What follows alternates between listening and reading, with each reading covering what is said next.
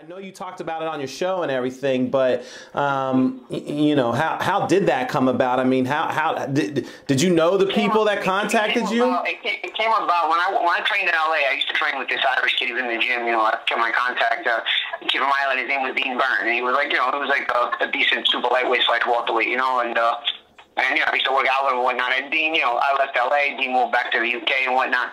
And I don't know, here we are 6, 7, 8 years later, and Dean hits me up. You know, I've been in contact with Dean here and there, you know. He hits me up and he's like, hey, listen, man, my brother Jerry's trying to get in touch with you. I don't want to give anybody your number unless I have your permission. And I'm like, I was like, all right. I mean, he's your brother. I say, we figure he needs my number for something. It's cool, right? I mean, he's like, well, he works with Conor McGregor. I think he wants to talk to you about something. So I was like, all right. I was like, yeah, give him my number. So I passed my number along, and you know, we'll figure it out.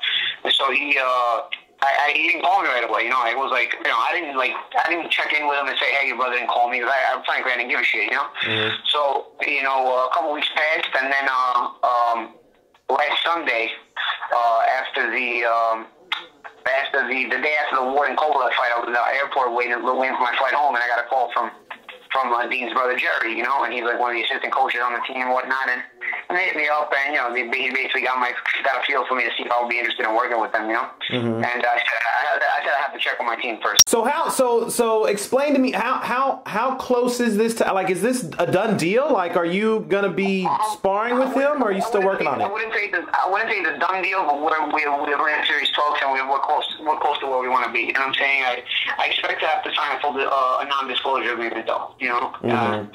Because they know I work with the media and whatnot, you know. But you know, we've and you know, I want to go there and do my part to, you know, tactically spar and box as well as I can. Mm-hmm. You know, I don't think sparring will be light. You know what I'm saying? I've never seen a championship level training camp, including any of my own training camps where sparring was light. So I expect some heavy sparring. Mm-hmm. I expect to be the only sparring partner on the left. I expect the heaviest sparring to be heavy with everyone he goes in there with, including myself. So you know, I don't expect it to be a cakewalk or a picnic. I expect a good training camp, and I expect hopefully see a guy who's making improvements through the duration of the training camp, and see that, you know, at least I'm playing my part in the camp, you know. Mm-hmm.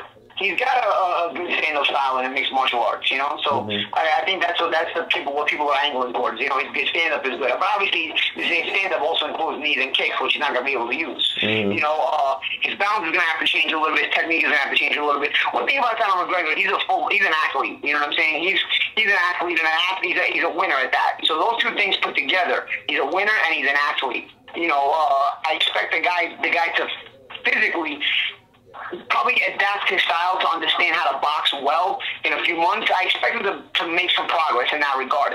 My concern more is the psychological part of it, the mental part of it, like certain moves that he's going to be making. If he's going to understand why he should be making them and where he should be going in certain situations. Should he be punching? Should he be bailing? Should he be going out? Should he be holding? Should he be clenching? Should he be running? You know, should he be punching? Should he be leading? Should he be countering? You know, those kind of situations where you have to think your way through key moments in the fight.